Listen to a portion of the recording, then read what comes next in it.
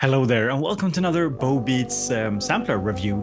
Today we are actually finally checking out the Torso S-4 sampler.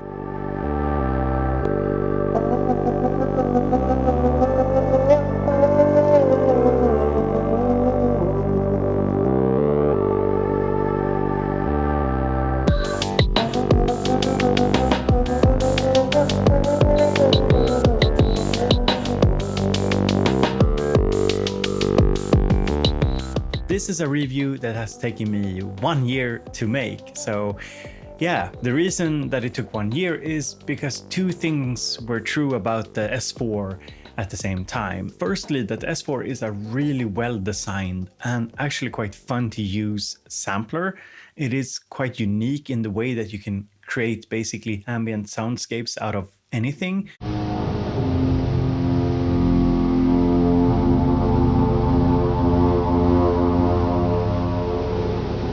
Secondly, as many of you know, the device just wasn't finished. I think that these words from my good friend James, who I originally collabed with on the review of the S4 like a year ago, these words says it all.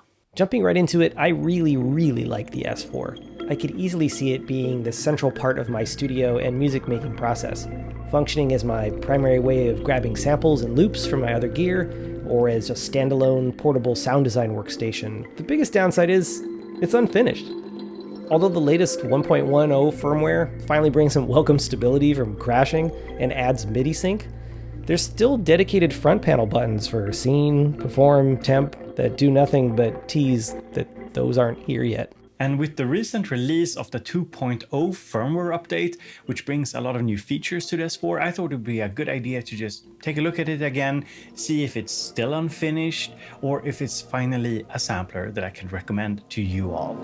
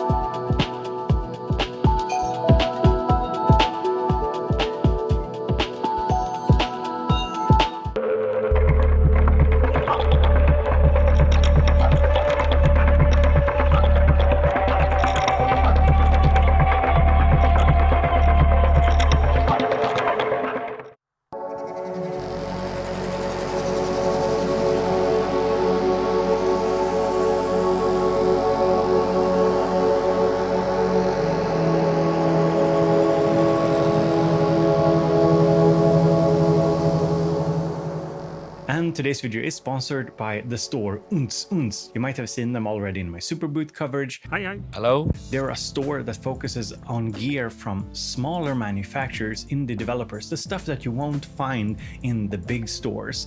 They have, for example, the Metal Fetishist. They have the new drop synthesizer that we saw at Superboot, which looks really interesting. And a big reason why I partnered with them is because they support small indie manufacturers. And in these times that we live in, it's really important to have stores that really highlight and focus on gear from like one-man bands, small manufacturers. So go and check them out. I've linked them in the description. You support me if you check them out and you support small manufacturers.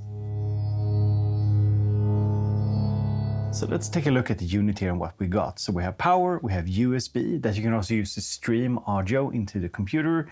And then we also have inputs here. So we have stereo input, we have outputs, we have sync in, sync out, MIDI in and MIDI out, and headphones. We can access our projects here. We can configure the device here. Using the track button, we can access the 4 sample tracks. And very importantly, if you hit control and play, you start a recording of whatever is going on the device, like a master recording. You can record for a really long time. And then we have these 4 buttons, which are used to access the different, I think they're called devices. You can think of them as machines on the Electron devices, for example. So the first device is the sample device. It's called material. You can either have it as disk, tape, poly, or bypassed. So disk streams the samples from the internal storage, I believe, and then tape, I believe, streams it from the RAM. And poly means that you can play back a sample polyphonically. It's not really a granular synth though, we'll talk more about that later, and you can bypass it. And a really important thing is that this unit has time stretching, and it's actually very good. It works really well. So if we load in a typical drum beat like this, we can slow it down quite a bit. Its original BPM is 102, and now we're slowing it down to 76, and we can bring it back up. And then we have the second device, which is Mosaic, which creates these small tiny grains out of your sample and plays it back.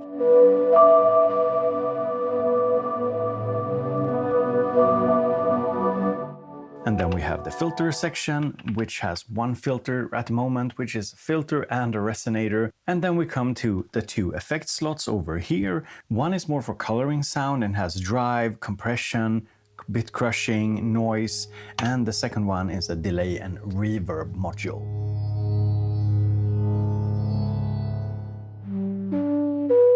The main strength of the S-4 is that it's very easy to create ambient music with it. We can introduce some delay,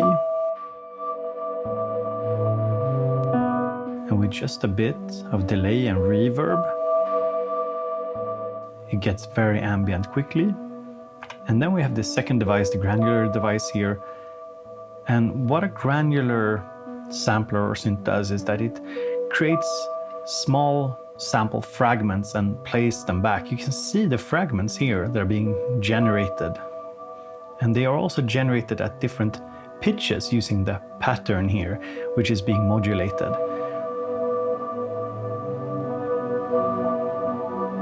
So suddenly we have something completely different and very ambient. And we can introduce the resonator.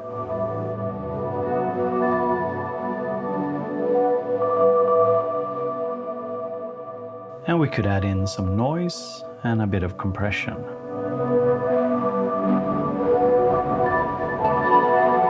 As you can see down here, the noise is being modulated with one of the mods here.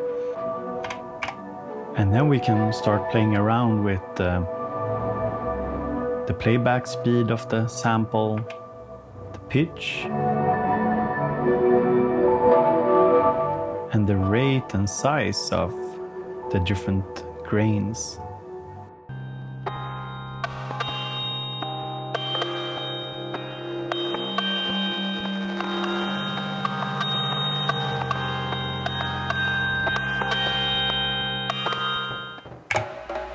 And what I think is the S4's biggest strength is that you can take a sample like this and just warp it into something completely different.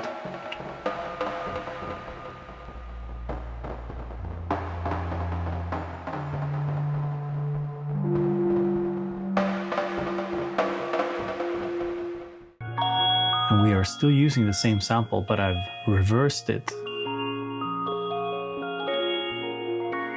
And I'm using 100% wet filter here, the resonator filter, that gives it this very bell-like tone. And this is both a strength and a weakness because the resonator filter does kind of sound samey, so you can very easily recognize it. And before the 2.0 update, I mainly used S4 to create these long, kind of drawn out ambient soundscapes. And here are samples on piano from the radio, and yeah.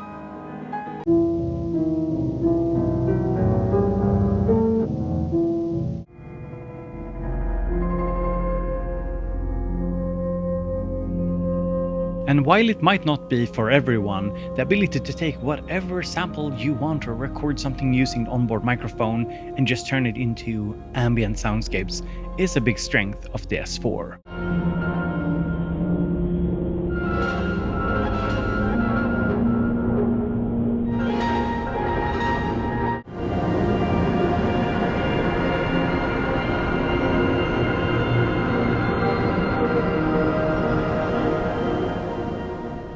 But But beyond ambient soundscapes, it's also fully possible to load a drum sample like I have, and you can see I'm modulating it, creating variation to it, and I've connected a synthesizer to jam along.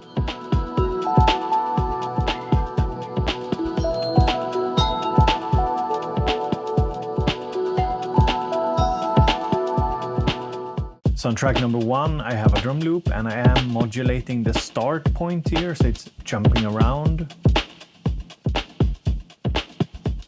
And on track number 2, I have a long melodic sample, but I've just taken a short snippet of it, and as you can see, the playhead is jumping around. Now, if I want to record this synth sound here into the S-4, the easiest way is just to go here and select the tape. I press record, I press play.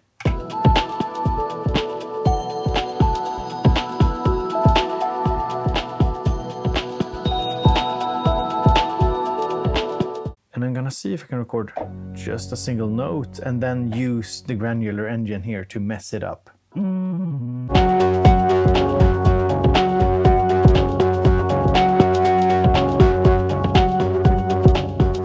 And suddenly we're taking it somewhere completely different, just using the granular engine, the filter, and a bit of drive here, compression.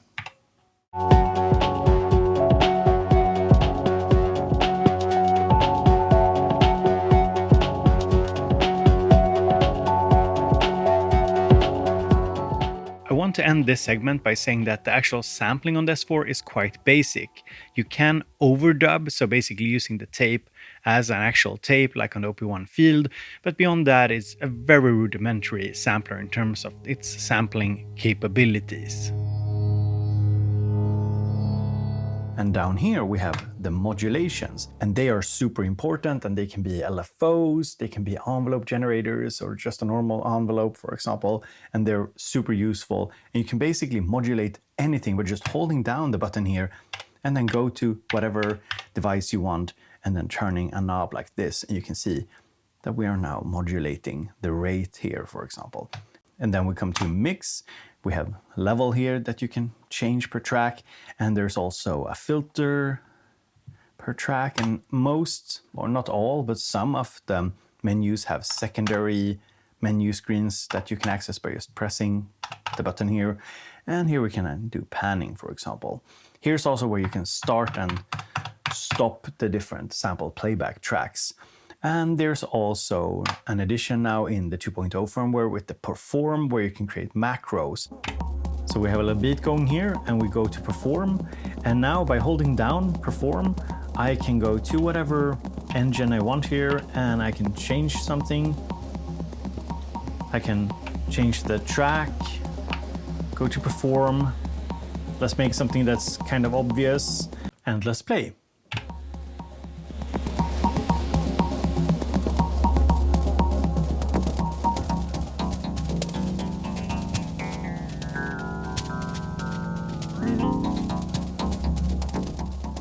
Okay, maybe not the best setup, but you get the idea. And then we have temp, which is just a way to temporarily change something. So when you hold it down, change the knobs, and then let go, it reverts back to its original state. But overall, I think that the design of the unit is really, really good. And I think that the design is one reason why it's actually fun to use and why you can get interesting results out of it, even though at its core, it's just 4 sample playback tracks with a granular engine, which is, it's not super advanced. You can't do like massive granular sounds with it, like on say a GR1 synthesizer. So even though it's not technically super impressive, it's still a very fun and creative device.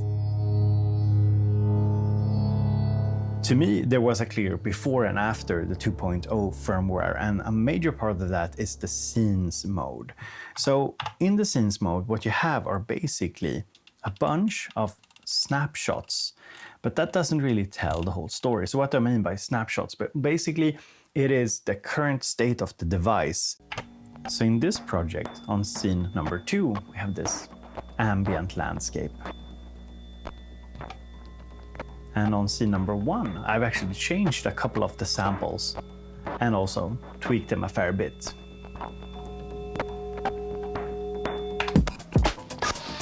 Into a drum beat. So a scene is not just different settings for the different tracks, it can be totally different samples as well.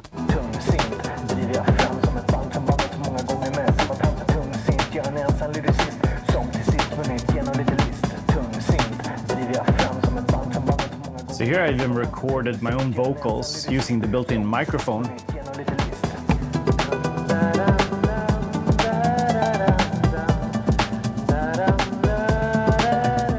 Before it was implemented, I was using this basically to create these ambient soundscapes, very long, drawn-out things, because you couldn't really create different parts of a song in one project. But it's not without its problems. For example, there's quite a bit of clicks and pops when you're changing between different scenes.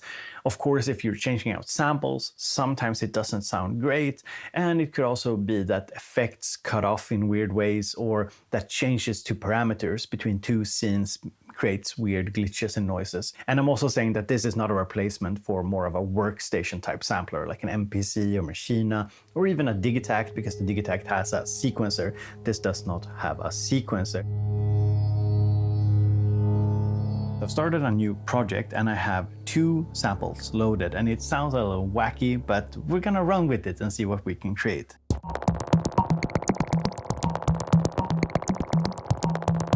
Okay, this is kind of minimalist and interesting. So now I'm modulating the end or the length parameter of the sample of the beat. And we're gonna go to track number 1 here, add in some reverb maybe, some delay, play with the filter a bit. And by modulating the resonance, cutoff, slope and tone with a random LFO here, we're getting some interesting results.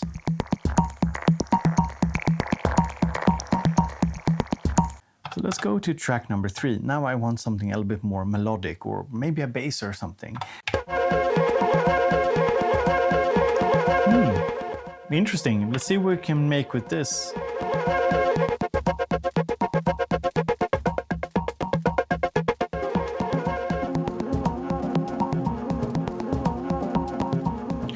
Okay, now we're getting somewhere.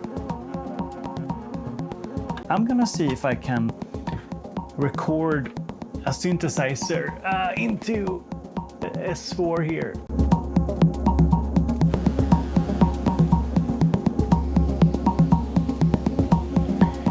Ooh, and I want to bring in the bit reduction like that. So we're gonna set up a mod here, and let's go with mod number 3. I'm gonna select, we're gonna create a wave and a really slow wave. And with a lot of the buttons here, you can actually press them down. We can set the rate here to either be straight or triplet or dotted or just free running. Or not free running, but free. So you can set it more freely. So you can see here very quickly, and then we can turn it down, going really slow. And then we can skew it, something like this. And of course, as I was recording the synth, the cameras and recordings stopped. This is the life of a YouTuber, but yeah, I'm gonna explain what I've done. So we have the start of the beat.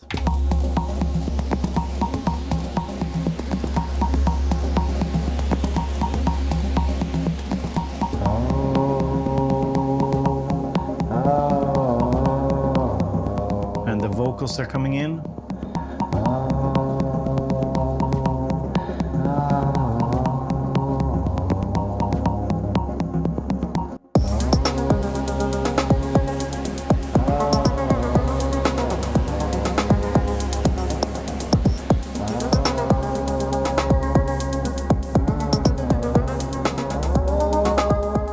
So what I use synths for is creating different parts of a song. So I have scene number 4 here, for example.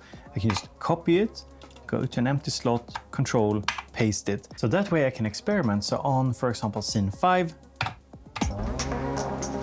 I have a totally different beat going, and the same on 006.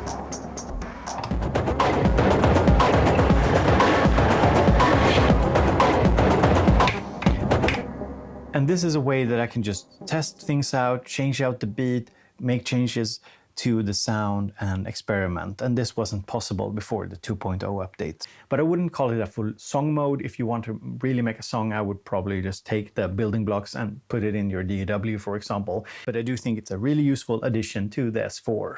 Before we talk about the pros and cons of the S4, I want to encourage you, go and check out SYNTH. They're linked in the description. They're sponsoring today's video, and they're a store that focuses on gear from small manufacturers, the unique stuff, the different stuff, the stuff that you won't find in your regular music stores. For example, they just got the Drop, which is this experimental groove box that we saw at Super Booth. So go and check them out. I've linked them in the description. So let's answer the question, is the S4 finally worth getting? Can I recommend it to you all? And I think the answer is yeah. Now every button has a function, the scenes, the performance mode, the temp function, everything works. It works pretty well, and it does make a huge difference. It isn't, however, without its problems, and I've written down a few things that I wanted to bring up. Firstly, we have the mosaic device, especially when you use the pattern function, which sort of shifts the pitch around in, I think, predetermined ways. It sounds kind of samey. And then you have the resonator, which is in the filter device, and the resonator has a specific tone to it, which sounds also kind of samey and gets kind of old pretty quickly, I think, unless you really love that sound. So is it a huge problem? No, but I do think that Torso in the future should add a different granular device and a different filter device so that we have options, and the design allows for it, so I hope that that can happen. Some other negatives is that there are frequent clicks and pops with the audio. I'm not sure exactly why it is. It's also sometimes kind of hard to loop things without having noticeable clicks, which also ties into another negative, and that is that the actual audio editing on screen is finicky. You see how it seems like I'm cutting off when I change this? It seems like I'm cutting off the tail end, but in actuality, when I turn it up, yeah, it's supposed to be 8, start 8, length 8, but it looks like on the graphic that I'm cutting off the waveform at a wrong place. I don't know, it just looks weird, feels unintuitive. Another limitation that might be annoying to some of you is the fact that the granular engine in the S4 can't generate enough grains to make these like really big granular sounds. And I believe it's simply a hardware limitation that the hardware can't really handle that many grains. And yeah, I believe that there are still quite a lot of bugs with S4. I, for example, had the bug where the screen stopped working a couple of times. I can't really say why it stopped working, like the granular screen stopped showing the grains. With all of this being said, I do think that S4 has a bright future ahead of it. I think it's a super well-designed device, but it's still a little rough around the edges. And I think that they could improve upon it with new devices, for example. So I would love a looper device, a dedicated device that really worked like a looper pedal. That would be really cool. Something that I would love to see is a slicer device. So a device that would let you take a sample and then set slice points. You could have this under the same device as the tape device and the disc device, like an audio device. And then you could have, instead of mosaic, you could have a sequencer device that would let you generate or program beats using the slices, or some kind of rhythmic figures using the slices. That would be really cool, I think. So that was everything I had to say about the Torso S4. Let me know what you think about it down in the comments, as always. And go and check out today's sponsor, SYNTH, a store that focuses on gear from small indie manufacturers. For example, they have the Swenergizer, which is a really interesting, cool little synthesizer. Or it's not so little, but it's a really cool synthesizer. So go and check it out, linked in the description.